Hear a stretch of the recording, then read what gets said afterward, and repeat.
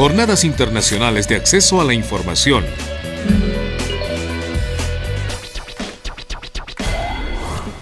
El sociólogo ejerce su actividad en dos contextos.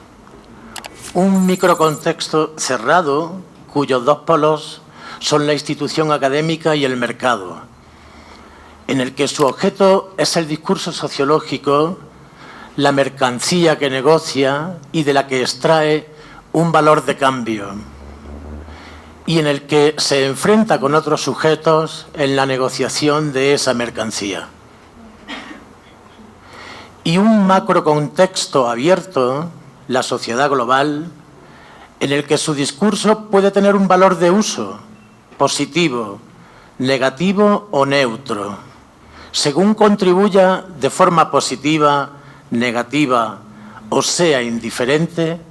a la supervivencia de esa sociedad o sistema social, y en el que se enfrenta con otros sujetos, los ciudadanos o seres humanos que forman parte del sistema social y a los que puede contribuir a reducir a objetos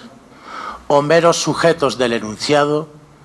o a los que puede contribuir a liberar, a que recobren su condición de sujetos de la enunciación o sujetos de poder. Bueno, este es un poco el esquema de la cita de Jesús Ibáñez, que aunque sea larga, nos parece que condensa muy bien los niveles en los que nos movemos cuando trabajamos en investigación, acción, participación, que ese es nuestro modelo de trabajo y lo que venimos a reflexionar aquí en voz alta con vosotros, ¿no? La idea que plantea Jesús Ibáñez es que, por un lado, hay un contexto micro en el que todo investigador social se mueve, que tiene que ver con pues esa sociología del consumo, esa sociología, esa investigación de mercados a la que Jesús Ibáñez y Alfonso Ortiz y Ángel de Lucas, esos maestros de la sociología cualitativa, se tuvieron que dedicar porque había que comer y era la manera que tenían de darle un valor de cambio a su trabajo, a la investigación social. Pero detrás de ese valor de cambio de la investigación social está todo el valor de uso que nos hace ser no solo investigadores, sino investigadores comprometidos en el cambio social, y de ahí que vengamos a reflexionar sobre el activismo ciudadano, ¿no? Lo que subyace, lo que está detrás, ¿no? El background de ese valor de cambio como investigadores es precisamente el activismo ciudadano, es precisamente el compromiso por el cambio social el que nos hace plantear la investigación, acción, participación de la manera en la que la planteamos. Nosotros llevamos trabajando 20 años en esa dualidad de la investigación de mercado y los documentales, porque es una manera que tenemos de implicación con las comunidades, que en algunos casos esas comunidades son clientes. Quiero decir, cuando trabajamos en investigación de mercados es un trabajo a demanda, hacemos un análisis de la demanda, de lo que el cliente nos está solicitando, y investigamos de acuerdo con esa petición, ¿no? En el caso de la docencia universitaria, que era el otro ámbito al que se refería Jesús Ibáñez, nosotros no solo hemos trabajado en la docencia universitaria y seguimos haciéndolo, sino en la capacitación de profesionales que a veces son también comunidades, asociaciones, movimientos sociales, que de alguna manera nos piden ese compromiso investigador y esa manera de trabajar por el cambio social.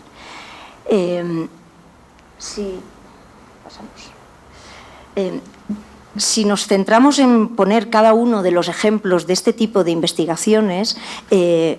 nos vamos dando cuenta de que en realidad lo que estamos haciendo es un trabajo de articular el método etnográfico, en el que, bueno, en cierta medida nos hemos formado como antropólogos, con el método de la sociología cualitativa, articulándolo de manera que tanto en la investigación, ya decía antes, de la investigación de mercados, en el caso de todos los estudios que hemos ido haciendo y de los que podremos poner ejemplos, porque hay muchos referidos al tema de las audiencias, de los posicionamientos de los medios de comunicación en España principalmente, que es donde más hemos trabajado, tanto en el caso de la investigación de mercados como en el caso de los documentales etnográficos, lo que estamos haciendo es trabajar a medio camino entre ese método etnográfico muy aplicado a la antropología visual y el método de la sociología cualitativa crítica, ¿no? En el caso de la acción, lo que estamos haciendo es aplicar esa mezcla, ese modelo combinado, en un modelo que nos permite generar grupos de tarea-formación para la intervención concreta. En el caso de la docencia universitaria es muy específico porque tiene que ver con los sílabos, como se dicen aquí, ¿no? Con las guías docentes de cada una de las asignaturas. Tienes que desarrollar unas competencias, nosotros tenemos que desarrollar unas competencias en los estudiantes universitarios y es un esquema muy cerrado, ¿no? Pero en el caso de los grupos de tarea-formación y de eso que ahora estamos llamando ya etnografía del empoderamiento, en el caso de las comunidades, es mucho más abierto y es mucho más, como ocurre con la investigación de mercado y los documentales, trabajo a demanda, ¿no? Si lo vemos desde el punto de vista... bueno, estos son algunos de los ejemplos que os poníamos para que de alguna manera veáis que cuando estamos haciendo un planteamiento desde el compromiso investigador en la investigación de mercados podemos estar hablando de una investigación continuada, ¿verdad? De la investigación para Televisión Española, que fue una investigación cualitativa continuada que se estuvo haciendo durante ¿cuánto tiempo? Durante 1 año y medio entero. Imaginaros un contexto de investigación cualitativa continuada sobre audiencia y sobre la recepción que se estaba teniendo de Televisión Española en general. Entonces tenía ya los dos canales, la primera y la dos, y se iba haciendo un seguimiento. Esto se hizo también con la inserción laboral de las personas con discapacidad, ¿no? O en el caso, por ejemplo, de la prensa deportiva, de los diferentes posicionamientos de cada uno de los periódicos o radios o programas de radio deportiva, ¿no? Lo último que hemos hecho en ese sentido es un estudio durante 3 años, 13 países europeos, para un trabajo de poner en marcha un sistema de acreditación paneuropeo para profesionales de promoción de la salud, ¿no? Todo esto guarda relación con lo que os decíamos antes, ¿no? Cómo trabajar desde el método etnográfico y concretamente la antropología visual en relación con las comunidades, cuando las comunidades se encuentran con que están viviendo procesos que no tienen cabida en los medios de comunicación, que no tendríamos acceso a esas historias, a esas experiencias y a esas realidades si no hubiera un compromiso investigador por nuestra parte para ponerlos en marcha y incluso capacitar, como ya estamos haciendo ahora mismo en unos documentales aquí, capacitar a las propias comunidades para que sean ellas las que definan en vídeo y para que aprendan a trabajar su propia definición de su identidad o del proceso que están viviendo y que quieren contar, ¿no? Y que en nuestra justa medida trataremos de que tenga una salida, una difusión en los medios de comunicación convencionales, ¿no? Con respecto a las técnicas híbridas, esto tiene una traducción, os decía antes, en investigación, acción y finalmente participación, que es en lo que terminaremos, ¿no? Las técnicas híbridas surgen porque nos encontramos con que a la hora de capacitar profesionales, o bien estudiantes universitarios en formación, o bien profesionales en educación continua, nos encontramos con que a medio camino entre la entrevista, que sería la técnica que utilizamos desde lo individual, y el grupo de discusión, que sabéis que es la herramienta con la que trabajamos desde lo cualitativo en lo social, con la que trabajamos, el discurso social, en medio encontramos toda una serie de técnicas que a nosotros nos dan todo un aparataje metodológico que nos sirve para trabajar este nivel de compromiso con las comunidades y con los estudiantes universitarios, ¿no? Van desde el método biográfico hasta la observación participante, pasando por todos los relatos biográficos, los etnogramas, los grupos triangulares, es decir, todas esas técnicas que están a medio camino entre lo individual y lo social, que tienen que ver con el discurso experto, con el discurso émic de los informantes, pero también con el discurso social, como ocurre con el método biográfico, con los casos combinados de historias de vida, ¿no? Finalmente, nuestro trabajo en la acción tiene que ver sobre todo en este proceso de capacitación o de formación, y lo solemos hacer con el desarrollo de lo que a nosotros nos gusta más llamar, que son grupos de tarea-formación, ¿no? Exactamente. Grupos de tarea-formación para la intervención social. Es decir, cuando las comunidades, que pueden ser asociaciones, pueden ser... Hemos trabajado mucho con los movimientos sociales porque desde el feminismo aparece una demanda de necesitamos trabajar este problema que surge, entonces nosotros decidimos trabajar con las comunidades. Hay veces que terminamos ese proceso de investigación con un documental etnográfico, como es el caso del Compás de los Sueños, cuando trabajamos con entornos de exclusión. Esos grupos de tarea-formación últimamente se están convirtiendo en colectivos de aprendizaje-servicio solidario, colectivos de aprendizaje-servicio en el que las propias personas que están en proceso de capacitación terminan enseñando a otros, de manera que multiplicamos el número de personas beneficiadas del proceso, porque se hace un esquema de formación de formadores en el que podemos estar generando un grupo de tarea-formación para la intervención con 40 personas que terminan formando a 400, ¿no? Con lo cual,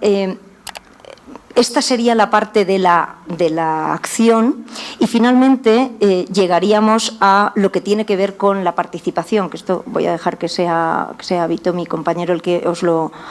cuente, aunque tiene que ver realmente con algo que hemos estado hablando tanto ayer como hoy. Desde el año 2011 hemos vivido en España un proceso que ha cristalizado en algo que hemos dado en llamar el 15M, pero que viene de todo un proceso previo de descontento, de democracia insuficiente y de desafección con la clase política en el propio país, y que ha ido condensando y cristalizando en un movimiento que a nivel internacional se ha ido conociendo como ese movimiento de los indignados, pero que en realidad tiene que ver con un encuentro de lo social, que es lo que queremos terminar, con lo que queremos terminar nuestra reflexión, ¿no? Podría seguir ella, ¿verdad? Si es lo que tenía que haber hecho. Yo quiero volver al principio. A mí me gustaría volver al principio porque ¿dónde situamos las nuevas tecnologías de la información y de la comunicación? A mí me da un poco la sensación, como primera propuesta antes de pasar a esas dos últimas diapositivas, como una primera sugerencia a los organizadores de JAI,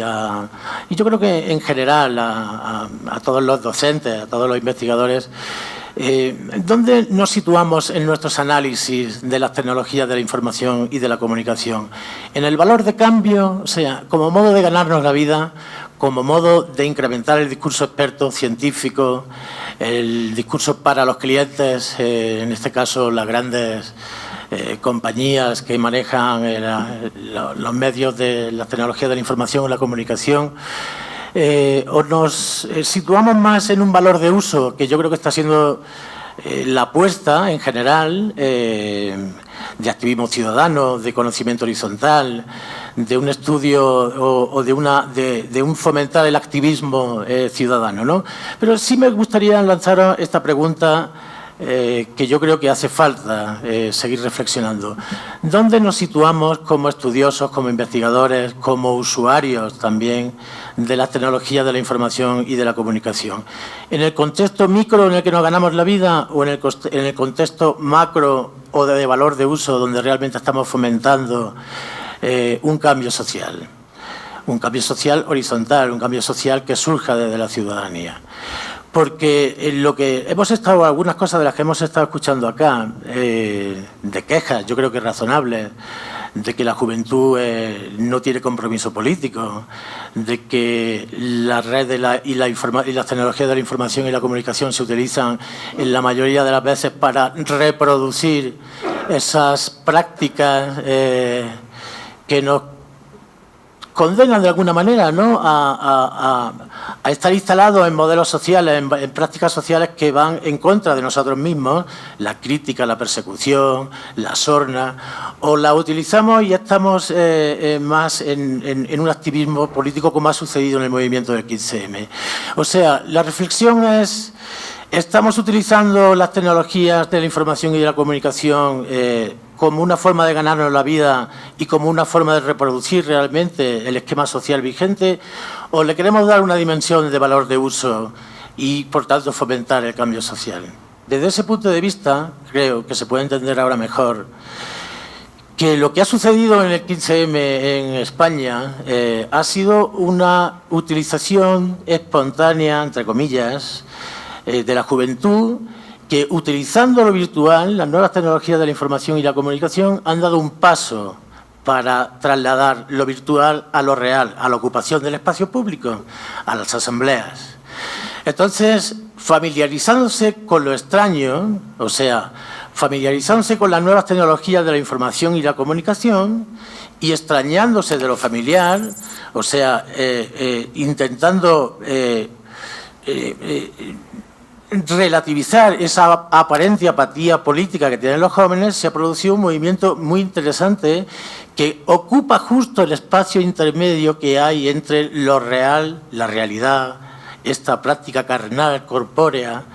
del día a día, y lo virtual de las tecnologías de la información y la comunicación. Yo creo que es muy importante que apuntemos y que reflexionemos sobre los espacios de encuentro entre lo real y lo virtual. Familiarizarse con lo extraño de las tecnologías de la información y la comunicación para salir de ese analfabetismo digital en el que yo soy el primero de la lista, pero también extrañarse de lo familiar, intentándonos reproducir los esquemas sociales y las conclusiones o los lugares comunes del discurso, como los que yo he estado escuchando aquí en algunos momentos de ayer, de que los jóvenes no tienen una implicación política. Sí que tienen implicación política, claro que tienen implicación política. Otra cosa es cómo y cuándo se pone en manifiesto. Entonces, familiarizándose con lo extraño y extrañándose de lo familiar es como podemos encontrar un punto de encuentro en el que realmente se produzca un cambio que no vaya más allá de un uso, de un valor de cambio real de la utilización que nosotros estamos haciendo de las tecnologías de la información y la comunicación. O sea, yo creo que es importante que reflexionemos sobre eso y dónde nos situamos. Y por último, hay también un encuentro que quería comentar y compartir con ustedes. Yo, aparte de antropólogo visual, también soy psicólogo clínico de hace ya más de 30 años. Es interesante el fenómeno que se está produciendo con la psicoterapia por Skype. Muy importante, muy interesante. Y que apunta a ese encuentro entre lo real y lo virtual, entre lo cercano y lo lejano, que existe en la utilización de las tecnologías de la información y la comunicación. Porque yo creo que hay que también reflexionar un poco sobre el uso que le estamos dando a las tecnologías. Es un uso muy parecido, por un lado, a lo cuantitativo, que no quiero criticarlo, pero sí a una especie de reproducción del uso libresco o textual de las tecnologías de la información y la comunicación. Santiago Ayala tiene una reflexión muy interesante sobre el mundo de la fantasía, que él siente que entra cuando entra a utilizar las tecnologías de la información y la comunicación, sea Facebook, sea lo que sea. No estamos haciendo un uso excesivamente verbal, escritural, cuantitativo de las tecnologías de la información y la comunicación. Estamos analizando realmente el valor y el modo de uso que se está haciendo y de consumo sobre las tecnologías. Es lo mismo cuántas veces se utiliza la Internet para encontrarse con los amigos, que el uso que se hace desde la psicoterapia por Skype, como yo he hecho muchos años allá en Madrid. Claro, no es lo mismo. No es la misma presencia, no es el mismo encuentro que hay entre dos personas que se están viendo a través de la cámara web, que esa especie de polarización de la vida que yo le llamo, que se está dando para fomentar ese encuentro virtual nunca jamás realizado, ¿no?, entre dos personas que se chatean y que se dicen verdaderas maravillas, pero que después nunca jamás se llegan a ver. Entonces, me parece que eso no se puede hacer un estudio cuantitativo. Yo creo que hay que introducir también un modo de análisis cualitativo y de valor de uso, por tanto, para que realmente vayamos profundizando sobre no solo el acceso cuantitativo a la información y a las tecnologías de la información y la comunicación, sino a cómo se está usando, qué efectos está teniendo y cómo realmente está transformando nuestro vivir cada día. ¿Qué es la polarización de la vida? Es una pandemia en la que uno utiliza todo tipo de expresiones románticas para decirle a otra persona que está muy lejos lo que no se atreve a decirle a la persona que convive con él día a día. Es muy importante que reflexionemos también sobre eso, porque eso entra dentro del uso de las tecnologías de la información y la comunicación. La polarización de la vida es alejarse de lo cercano para acercarse aparentemente a lo lejano desde un uso, desde mi punto de vista, perdónenme, un poco patologizante. Entonces, yo creo que hay que darle una nueva lectura entre lo real, ese análisis de lo real y lo virtual que aquí hemos estado haciendo, como no solamente el acceso a la información, como posibilidad de lo que decía Derrida. ¿Recuerdan el libro de Derrida, uno de los últimos, El mal de archivo? ¿Recuerdan el libro de Derrida, en el que decía que no nos estábamos dando cuenta cómo estaba cambiando nuestro hábitus, hablando de Bourdieu, la utilización de las tecnologías de la información y la comunicación? O sea, está cambiando nuestra forma de pensar, está cambiando nuestra forma de expresarnos, pero también está cambiando nuestra forma de relacionarnos. Y eso yo creo que es digno de análisis también.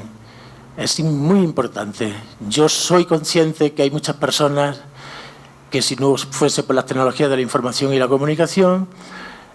no podrían atreverse a contactar por su timidez con personas que encuentran en la calle. Y es un uso beneficioso, pero creo que hay un peligro de polarización de la vida, que es alejarse de lo cercano para acercarse a un lejano que nunca es real y es que es virtual. Entonces, les dejamos con esta última pregunta.